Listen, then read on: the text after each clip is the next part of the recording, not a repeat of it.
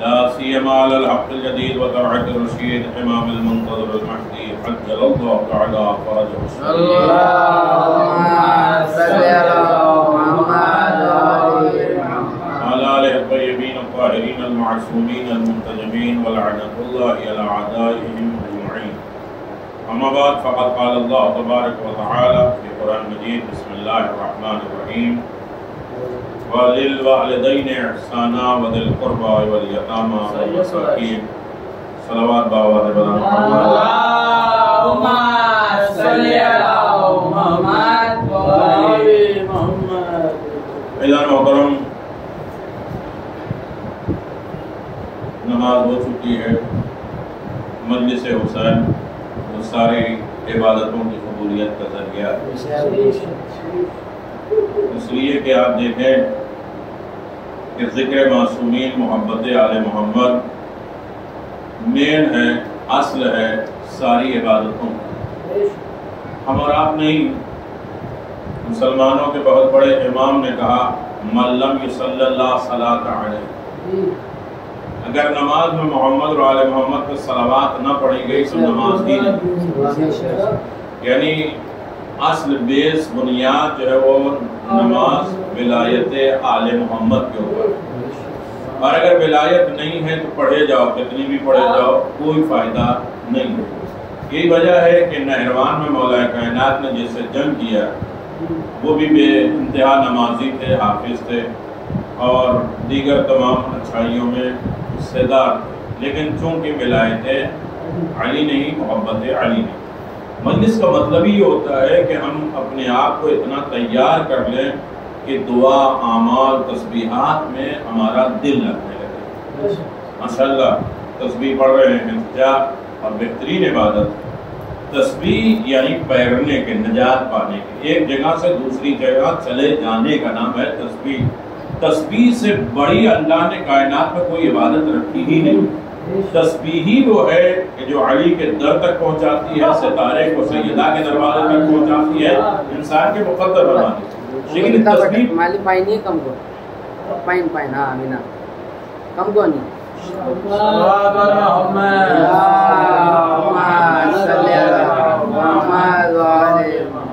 لیکن تسبیح کے شرائط، تسبیح یعنی 6 چیزیں. جب بھی آپ تسبیح پڑھیں، اکثر ہوتا ہے مجلس جہاں شروع ہوئی ہم تسبیح لے کر بیٹھ گئے، مجلس جہاں شروع ہوئی ہم نماز لے کے بیٹھ گئے، مجلس یہاں ہو گئی، یعنی ٹکراؤ پہ. تو باقی چیزوں پہ بھی ٹکراؤ. تسبیح کیا ہے؟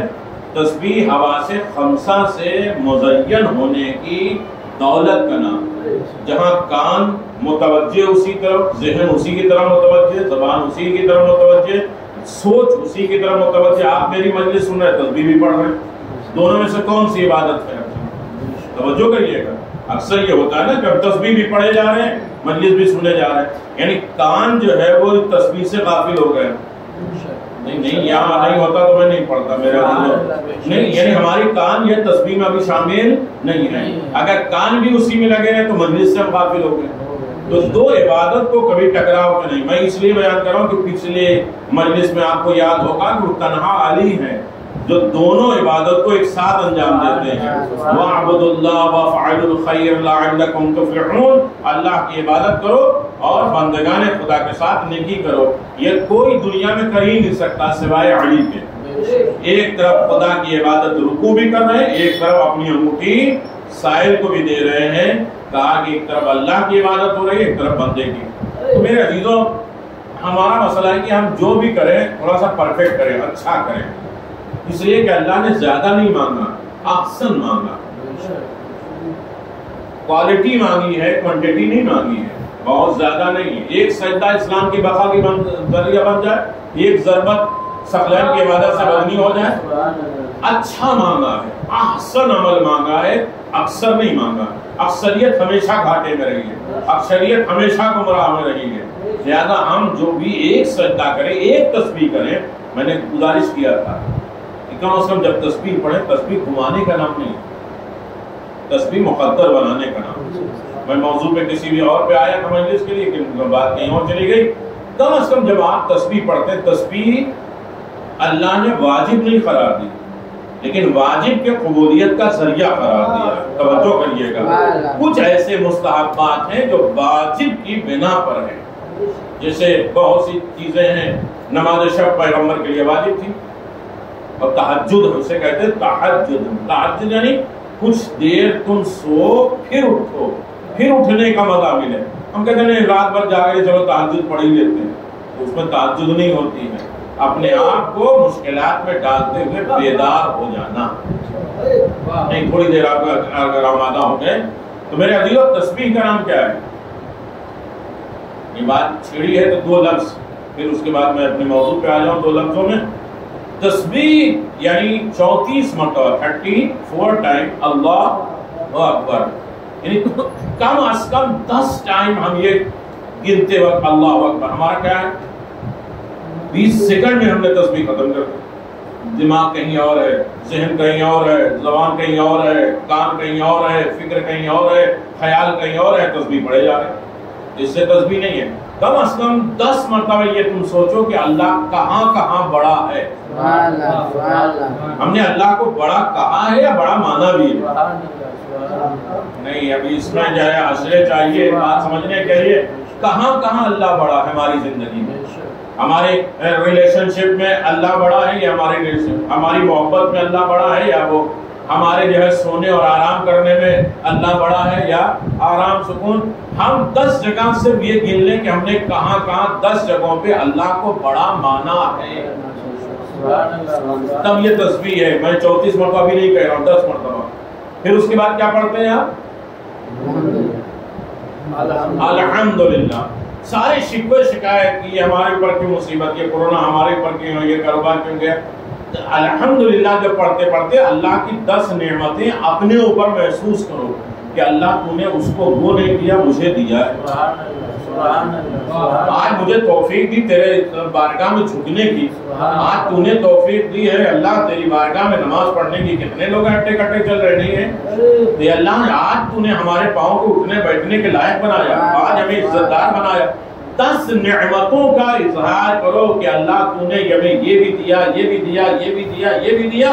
کم از کم تسبیح پڑھنے کا یہ فرق. سبحان اللہ جب ہم پڑھتے ہیں تو سبحان اللہ کا مطلب ہے اللہ تو بے نیاز ہے، ہر نقص عیب سے پاک ہے تو. اب ہمارے اندر یہ عیب ہے، ہمارے اندر یہ عیب ہے، ہمارے اندر یہ عیب ہے، میں یہ غلط، میں وہ غلط، میں یہاں غلط، میں وہاں غلط. دوسرے تو کہتے ہیں کہ ہم غلط ہیں. آج تسبیح کے وقت ہم خود اپنے آپ کو سرچ کریں کہ میں یہاں غلط. مجھے غصہ بہت جلدی آ جاتا ہے. آج مجھے یہ لگے کہ میں دوسرے کی توہین کرتا ہوں، آج مجھے لگے کہ میں تکبر زیادہ کرتا ہوں، آج میں اپنی عبادتوں پہ فخر کرتا ہوں، آج میں کسی کی توہین کر دیتا ہوں، میرے اندر یہ برائی، یہ برائی، یہ برائی. اگر 10 مرتبہ ہم ہر نماز میں سوچیں تو یہ نماز ہے جو بدل دیتا ہے. ان الصلاۃ تنہی عن الفحشاء والمنکر. نماز جو انسان کو برائیوں سے روکتی ہے. اس کارخانے میں آدھا گھنٹہ ہے، جیسے گئے ویسے. پھر ہاسپٹل جانے کا فائدہ کیا ہوا؟ جیسے بیمار تھے وہاں چارج بھی لگ گیا، پیسہ بھی لگ گیا، بیڈ کا ہو گیا، اس کے بعد ہم آئے تو ویسے ہی ہوئے. تو ہم کیا کہتے ہیں کہ ڈاکٹر نے ہمارا علاج نہیں کیا. تو ہم مسجد میں آئے، محفل میں آئے، خدا کی بارگاہ میں آئے، اور اس کے بعد بھی ہم اترنے کے بعد ویسے ہی ہو جائیں.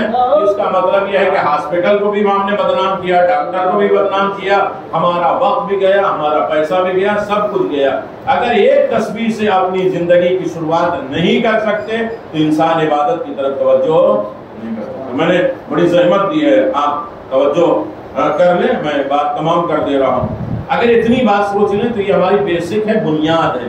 اس پر ہماری نماز، دعا، عبادتیں سب جو ہے ڈیپینڈ ہے اسی کے اوپر. یہ اگر خراب ہے، کھوکھلی ہے تو پڑھے جاؤ. کتنے بھی ایک رات میں 20 رکعت پڑھتے ہیں، پورا ختم کر دیتے ہیں. ہوتا کیا ہے جیسے تھے ویسے. تب تو یہ ماہ رمضان کی بدنامی ہے نا. ہوتا کیا ہے ہمارے گھروں میں، ہمارے چھوٹے بچے دیکھ لے، بس بزرگ تو بیٹھے ہیں. جب ہمارے گھر میں دسترخوان لگتا ہے، سفرہ لگتا ہے، اور جب اٹھنے لگتا ہے، کوئی چھوٹا بچہ ہوتا ہے تو ماں اس کے پاس جاتی ہے، 2-4 لقمے اسے بہانے کر کے کھلا دیتی ہے کہ بچے یہ بچے ہیں، جو کھا لو جلدی سے، تم کھا لو. جب کھانا بچا رہتا ہے نا تو بچے کے پاس لے جاتی ہیں کہ اب دسترخوان اٹھ رہا ہے، اب کھا لو. آج کی رات یہی ہے کہ ماہ رمضان کا دسترخوان اٹھ رہا ہے. اب اللہ نے آواز دیا، پورے مہینے تم نے اپنے آپ کو نہیں بخشوایا، ٹھیک ہے، اب آخری دنوں میں پورے رمضان میں جتنے لوگوں کو ہم نے بخشا اس سے 10 گنا ہم نے بخش دیا.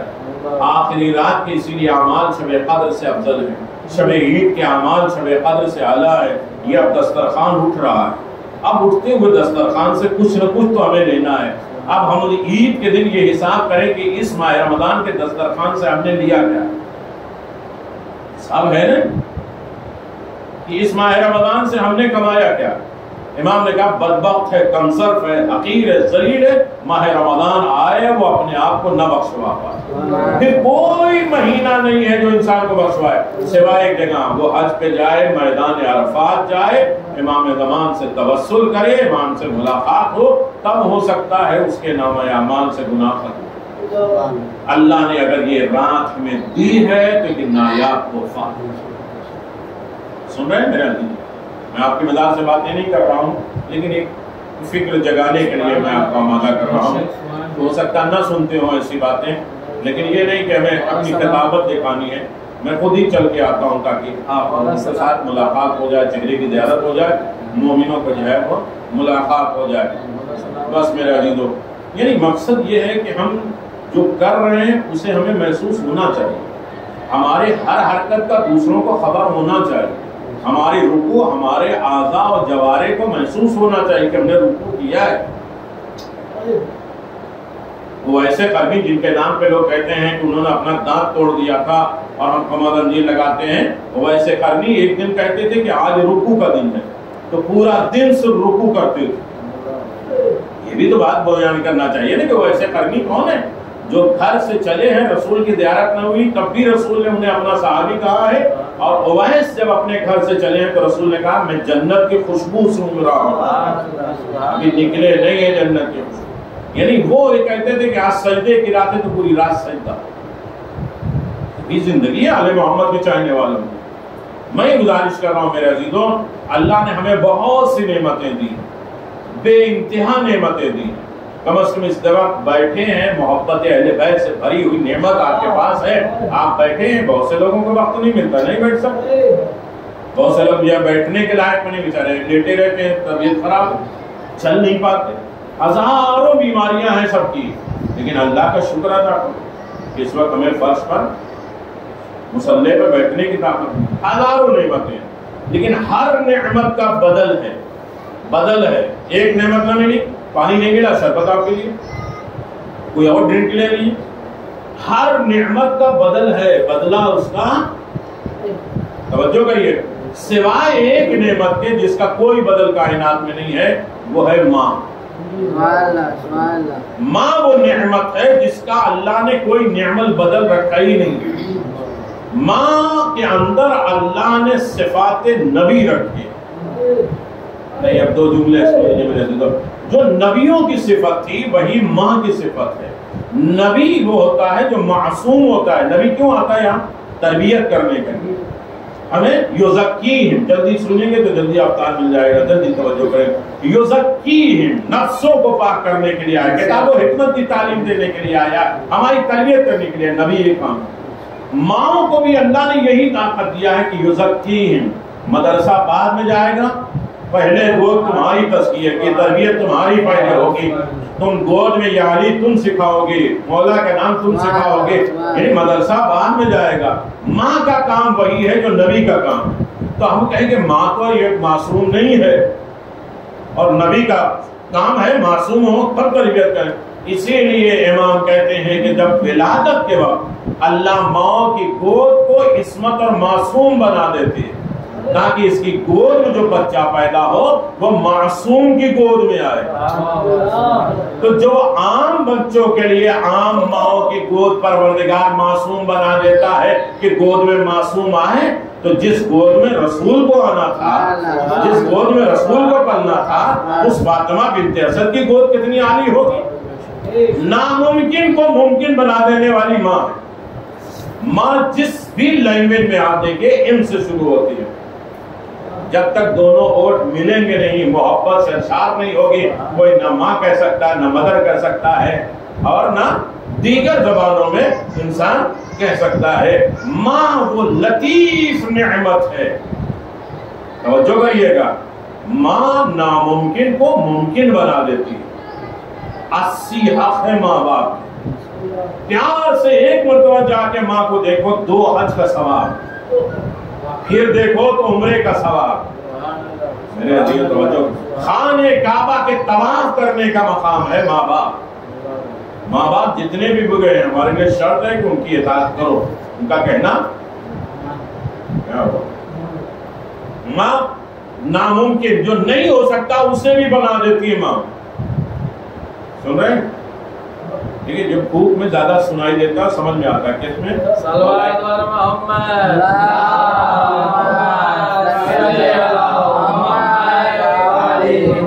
मजलिस के हिसाब से नहीं पढ़ रहा हूँ, तवज्जो कर लीजिए। माँ वो नेमत है जो कह दे वो हो जाए। जनाब मरियम के पास यहूदी लोग आए, ये बच्चा कहाँ से है, तुम्हारे माँ बाप तो ऐसे नहीं थे, सुना हुआ वाक़या ना। जनाब मरियम ने क्या कहा, ये बोलेगा, गहवारे झूले की तरफ इशारा किया। अब वो यहूदी परेशान, ये तो खामोश है, और ये बच्चा बोलने लगा, इन्नी अब्दुल्ला वातिल किताब बजाने नबिया। परेशान ये नहीं है कि ये बच्चा कैसे बोला, परेशान ये है कि माँ ने कहा तो बच्चा बोला। जो बच्चा बोल नहीं सकता माँ के कहने पे बोलने लगा, और वो चले गए। आए थे जनाब मरियम के बारे में पूछने, और जनाब ईसा ने अपने कसीदे पढ़े कि मैं किताब लेकर आया, नबी बनकर आया हूँ, मैं ये अब्दुल्ला बनकर आया, और वो सब खामोश होकर चले गए। मैंने कहा यहूदी आए थे इल्जाम जनाब मरियम के ऊपर, उनका जवाब तो सुन लो, तुम तो ईसा के फलाइल सुन के चले गए। का जवाब मिल गया, का ईसा ने अपना जो है अपने कसीदे पढ़े और जवाब सुन गया। का ईसा ने कहा मैं खुदा का बंदा हूँ, किताब लेकर आया हूँ, नबी बनकर आया हूँ। जो नबी बनकर आता है उसके माँ बाप पे इल्जाम नहीं लगाए जाते। ये यहूदी भी जानते हैं कि जो नबी होता है उसके माँ बाप पे इल्जाम नहीं लगाए जाते। ये मुसलमान कैसे हैं कि जो नबी का कलमा भी पढ़ रहे हैं उनके माँ बाप पे इल्जाम लगा रहे हैं।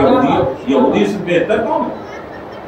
तो माँ ने कहा ये बच्चा बोलेगा तो बोलेगा। एक नामुमकिन को मुमकिन बना दिया किसने?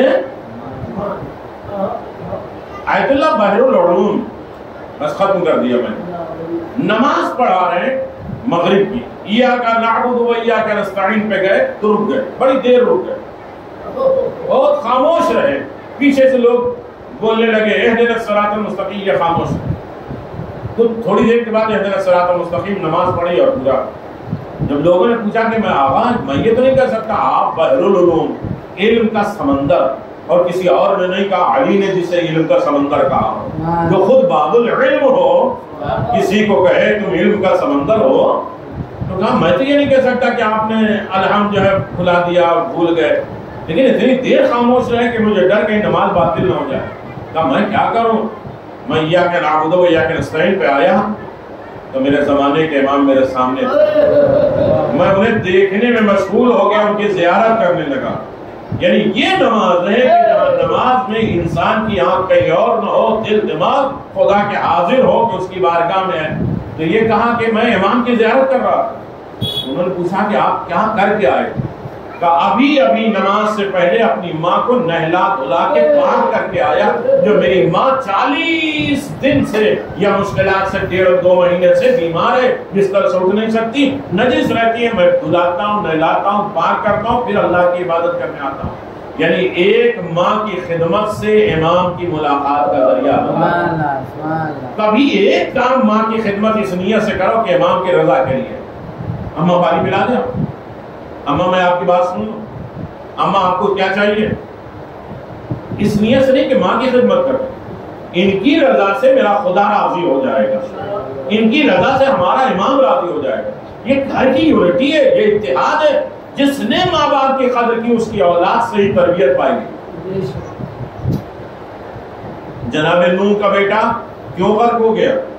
इसलिए कि माँ शौहर से मोहब्बत नहीं कर रही, गुमराह हो गया। और अल्लाह ने ऐसी बहुत सी माओ को औलाद भी नहीं दिया कि शौहर की नाफरमानी ना कर पाए। तो नामुमकिन को मुमकिन बना देने वाली चीज का नाम है माँ। मैंने छेड़ा नहीं, सिर्फ आपको आमादा किया है।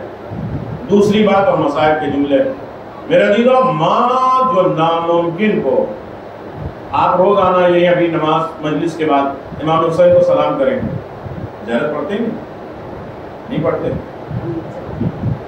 سر ہلا دینے میں کوئی عرض نہیں، سر جو ہے وہ 1-1.5 کلو کا، اسے ہلانے میں تکلیف ہوتی ہے، زبان 10 گرام کی ہے، ہم لوگ کہتے ہیں کوئی آپ بھی مسئلہ مولانا سے پوچھیے تو وہ بھی کہیں گے، تو آپ کیا کہیں گے؟ آپ زبان کے لیے مولا کائنات نے کہا 70 جگہوں پہ کھولو اور 300 جگہوں پہ نہ بولو، یہاں نہیں بولو گے تو کہیں بولنے کا موقع نہیں ملے گا، یہاں بولو گے تو پھر کہیں ضرورت نہیں پڑے گی نہ قبر میں بولنے کی نہ حساب و کتاب کے بولنے کی، یہاں بولو گے تاکہ پہچانے جاؤ۔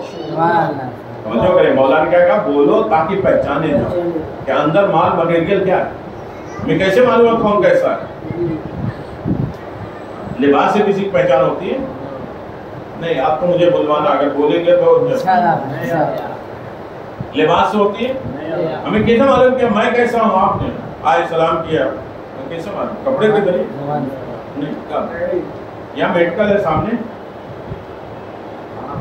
ہے نا، وہاں سے آپ جائیے کہ یہ میڈیکل والے 10 کلو چاول دے دیے، 10 کلو دال دے دیے، شکر دے دیے، یہ دے دیے، کہاں سے آیا؟ پاگل ہو کیا؟ یہ دیکھو نہیں بورڈ لگا ہے میڈیکل کا، یعنی یہاں میڈیکل ہی کا سامان ملے گا، راشن نہیں ملے گا، نہیں توجہ کیا؟ اسی لیے بورڈ اور شو پیس لگا رہتا ہے تاکہ معلوم ہو اندر مٹیریل کیا ہے، ورنہ بازار میں ہم کسی بھی دکان پہ گھس کے کوئی بھی چیز سامان خرید سکتے ہیں، بورڈ اسی لیے لگایا جاتا ہے تاکہ انسان سمجھے کہ اندر مال کیا ہے۔ اللہ نے بھی ہمارے دل میں کیا مٹیریل ہے نہیں معلوم کسی کے لیے، اسی لیے شو پیس میں زبان رکھی ہے، زبان کے ذریعے انسان پہچانا جاتا ہے کہ اندر مال کیا ہے۔ بولے گا گالی تو سمجھو کہ اس کے کارخانے میں دل میں پورے گالی گندگی بھری ہوئی ہے، تبھی تو اس کی زندگی میں زبان آ رہی ہے۔ تو زبان جتنی پاک ہوگی اتنا دل پاک ہوگا۔ زبان اور کان جو ہے وہ دل کا دروازہ ہے۔ آپ یہاں جو ہے روزانہ اپنے امام کو سلام کرتے ہیں، کسی کو جواب سلام آیا؟ کیوں بھائی، کیوں سلام کر رہے ہیں؟ یہ سلام مسلمان کے اوپر کرو تو واجب ہے جواب سلام دینا، اور جن کا کلمہ انسان کو مسلمان بنائے وہ جواب نہ دے، لیکن ہمارے کان اتنے گناہ گار ہیں کہ اس جواب کو نہیں سن سکتا۔ بس میں نے ختم کر دیا میرے عزیزوں۔ حلہ کربلا سے 35-40 کلومیٹر ہے، شب جمعہ وہاں کے لوگ پیدل آتے ہیں کربلا، اور جو کرے اللہ سب کو زیارت نصیب فرمائے، بار بار کربلا جانے کی سعادت نصیب فرمائے۔ محترم، اس کے ماں باپ بڑے ضعیف تھے، بوڑھے تھے۔ ایک شب جمعہ اپنے کاندھے پہ باپ کو اٹھا کے لاتا ہے 40 کلومیٹر، سن رہے؟ 40 کلومیٹر اپنے باپ کو کربلا اپنے کاندھے کو اٹھا کے لے آتا ہے۔ ایک شب جمعہ اپنی ماں کو اٹھا کے لاتا ہے۔ ایک شب جمعہ باپ کو لے کے چلنے لگا تو ماں نے کہا سنو کہ اگلی شب جمعہ تک ہو سکتا میں زندہ نہ رہوں، مجھے بھی لے کے چلو۔ یہ نہیں کہا کاندھا ایک ہے میں کیسے اٹھاؤں، کہا ٹھیک ہے، کچھ دور باپ کو لے کے جا کے چھوڑتا ہے، پھر ماں کو لے کے جاتا ہے، پھر باپ کو لے جاتا ہے، پھر ماں کے لے کے جاتا ہے، یعنی دونوں کو لے کے کربلا جیسے ہی پہنچا، ابھی باہر کربلا سے تھا، کہتا السلام علیکم یا ابا عبداللہ، اے میرے آقا حسین میرا سلام لے لو۔ لوگوں نے دیکھا کہ سری سے حسین اسے جواب سلام دے رہے ہیں، کہا یہ کیسے؟ کہا یہ ماں باپ کی خدمت کا نتیجہ ہے، جو کان امام کے جواب سلام نہیں سن سکتے، وہ ماں کی خدمت کی وجہ سے انسان اتنا پاک ہو جاتا ہے کہ وہ امام کے جواب سلام سننے کے لائق ہے۔ ماں باپ زندہ ہیں تب بھی ویسے ہی ہیں، مر گئے تب بھی ویسے۔ ماں باپ کا رشتہ کبھی ٹوٹتا نہیں ہے، کبھی ختم نہیں ہوتا۔ اپنے ماں باپ ماہ رمضان ہے جہاں ہم نے دسترخوان بچھائے، ہم نے نعمتیں ذرا ذرا سے چکی ہیں، اسی طریقے سے اپنے مرحومین کو بھی ماہ رمضان میں دینا چاہیے۔ اس لیے کہ جب قبرستان سے آئے گا فلاں مومن نے، ارے میرے بیٹے نے مجلس کی تھی اور مجلس میں ہوئے تھی، انہوں نے مجھے بھیجا ہے رمضان میں، وہ پورے قبرستان میں دکھاتے ہیں، وہ کہتے ہیں کہ تمہارے لیے نہیں، یہ تو ماہ رمضان کا تحفہ ہے، میری اولاد نے بھیجا ہے، تو یہ تو پوری قبرستان کو بخشوانے کا ذریعہ ہے۔ اپنے ہی جی لینا کافی نہیں، جس نے ماں باپ کے ساتھ جیسا سلوک کیا اس دنیا میں بغیر دیکھے اسے موت نہیں آئے گی۔ ہم کہتے ہیں آج ہمارے اولاد ہمارا کہنا نہیں سنتے، تو ہم نے کتنا سنا۔ چھٹے امام کا زمانہ ہے، ایک بچہ ہے، ایک باپ کی گود میں بیٹھا ہے، بچے نے ایک ہاتھ اٹھایا اپنے باپ کو تماچا مار دیا۔ امام رونے لگے، مولانا کیوں رو رہے؟ کہ میں 20 سال کے بعد دیکھ رہا ہوں جب یہ گود میں جو بچہ ہے وہ بڑا ہوگا، اس کا بیٹا ہوگا تو وہ بھی اپنے باپ کے رخسار پہ تماچا مارے گا، اس لیے کہ ماں باپ کے ساتھ جیسا جس نے کیا ہے بغیر دیکھے اسے موت، ماں باپ کی ناراضگی خدا کی ناراضگی۔ ہر عالم میں انسان ان نمازوں میں کہ جس نے ہمیں اس لائق بنایا کہ خدا کے سامنے کھڑے ہوں، اہل بیت کی مجلسوں میں آئیں، ماتم کریں، کس نے بنایا؟ ماں نے بنایا۔ اللہ ان کی زندگی دے، چلے گئے ہیں تو کم از کم ان کی قبر کو روشن اور جنت کر دے۔ ہمیں بار بار یہاں سے مال مٹیریل اس لیے کہ روح نہیں بری ہے، روح کے غذا بھیجنے کی توفیق نہ۔ کائنات میں بہت سی مائیں، آج جو کربلا کے ہم داستان سنتے ہیں روتے ہیں، کس کی تمنا اور کس کی طاقت تھی، کس کی نیکیاں تھیں؟ ماؤں کی۔ جو مائیں کیا اپنی اولاد سے محبت نہیں کرتی؟ کربلا کی مائیں کیا اپنے بچوں سے محبت نہیں کرتی؟ لیکن ہر ماں یہ کہتی ہے بیٹا کل قربانی کا دن ہے، کل سب سے پہلے تم قربان۔ یہ کیا ہے؟ سب سے پہلے امام ہے، امام کی اطاعت۔ ماں باپ نے اپنے بچوں کو بھی قربان کر کے یہ بتا دیا ہمارے دل میں سب سے پہلے محبت حسین، ورنہ ماں کے دل میں محبت نہیں تھی اولاد کو۔ مائیں کربلا کی مائیں عجیب مائیں، میرے عزیزو کائنات میں بہت سی مائیں گزری، بیٹی ہوتے ہوئے بھی رسول نے جسے ماں کہہ کے بلایا ہے وہ فاطمہ زہرا سلام اللہ علیہا۔ میرے عزیزو جنہیں فاطمہ تو ام ابیہا، فاطمہ اپنے باپ کی ماں، لیکن کائنات میں یہ ایک ایسی ماں ہے جو روتی ہوئی گئی، زندگی میں بھی گریہ کیا، اور اس کے بعد قبر میں پہنچنے کے بعد بھی جناب سیدہ کو چین نہیں آیا۔ 7 موقع ایسے ہیں کہ قبر سیدہ کو زلزلہ آیا ہے۔ عزادارو ایسا نہیں ہے کہ علی کی بیوی اور رسول کی بیوی کو چین مل گیا ہو، اور اس دنیا سے چلی گئی ہیں، ٹوٹی پسلیاں لے کر گئی ہیں، محسن کی شہادت لے کر گئی ہیں، علی کے جیسے مصائب لے کر گئی ہیں، پھر بھی جناب سیدہ قبر میں جا کے چین سے۔ میری دل توجہ کریے گا، ایک مرتبہ آواز گریہ بلند ہو گئی، مجلس ہو گئی۔ امام حسین نے نہیں کہا کہ آنسو سے رو، ندبہ کرنا، ندبہ نون دال بے ہے، چیخ مار کے رو، نہ آنسو نکلے، کم از کم کہو ہائے حسین۔ یہ ایک تسبیح ہے، چھٹے امام کہتے ہیں جب ہمارے غم میں ایک آہ نکلتی ہے تو یہ تسبیح ہے، اور تسبیح پہ میں نے بات شروع کی ہے اور تسبیح پہ بات تمام کر دے رہا ہوں۔ میرے عزیزو کائنات کی وہ عظیم ماں، وہ عظیم ترین ماں جو قبر میں رہنے کے بعد بھی اپنی اولادوں کے لیے بے چین تھی۔ سنو گے ایک جملہ میرے عزیزو، علی بن ابی طالب سے وصیت جناب سیدہ نے یہی کیا تھا کہ علی مجھے بھول نہ جانا، فراموش نہ کرنا، کبھی کبھی میری قبر پہ آنا، قرآن پڑھنا۔ ایک دن علی جناب سیدہ کی قبر پہ قرآن پڑھ رہے تھے، اور پڑھتے پڑھتے سنو ایک مرتبہ قبر سیدہ ہلنے لگی۔ علی نے آواز دیا اے رسول کی بیٹی کیا بات ہے، قبر میں چین نہیں ہے، کیوں قبر ہل رہی ہے؟ علی قرآن بند کر کے گھر چلے جاؤ۔ کہا کیا ہوا؟ کہا گھر میں میرا حسین پیاسا ہے، ماں ہے جو قبر میں تڑپ رہی ہے، میرا حسین پیاسا ہے۔ عزادارو وہ ماں کربلا میں کیسے دیکھ رہی ہوگی، کن خنجر چل رہا ہے، گھوڑے دوڑ رہے ہیں، گھر جلایا جا رہا ہے، سرنوں کے نیزہ پہ بلند کیا جا رہا ہے، ایک برقع پوش بیوی ہے جو میدان کربلا میں آ کے کہتی ہے حسین تمہاری ماں آ گئی، اے میرے لال حسین تمہارے چاہنے والا کو الا لعنت اللہ علی قوم الظالمین سیعلم الذین ظلموا علما قلبی ینقلبون انا للہ و انا الیہ راجعون بذنب قضائی و تسلیما لعمرہ۔ پروردگار ہمارے اس قلیل سی عبادت کو قبول فرما، پروردگار اسے قلیل ہے بلکہ کثیر میں شمار فرما، اسے احسن جزا کے ساتھ مشہور فرما، ہمیں بہترین عبادت کرنے کی توفیق عطا فرما، جو ہم نے عبادت کی ہے اس کا رزق، اس کا ثمرہ، اس کا بدلہ جاننے کی بھی توفیق عطا فرما۔ ہر عبادت ہمارے مقدر، ہماری قسمت، ہماری نیکیوں کو بدلنے کے لیے تیار ہو جائے، ہمارے مرنے والوں کی مغفرت فرما، زندوں کی حفاظت فرما، زیادہ کار خیر نیکیاں کرنے کی دولت عطا فرما۔